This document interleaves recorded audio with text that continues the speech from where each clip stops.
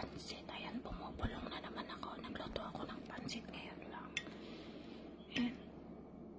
Yung sibuyas is, ano pa, crunchy. Ayan yung pansit ko, ganyan. Mabilisan. May kulay siya. Kasi nilalagyan ko ng dark sauce. Ayan. Iba yung noodles ko. Yung noodles ko is glass noodles. Kumbaga vermicelli dito. Ayan. Marami siyang kulay nasa baba.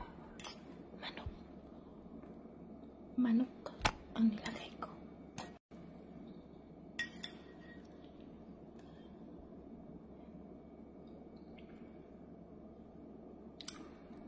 Yun nga lang, wala akong sili. Nilagyan ko ng sili kaso powder ang nilagay ko. So, gusto ko yung maanghang. Saglit na kuha ako ng sili. Yung sili talaga.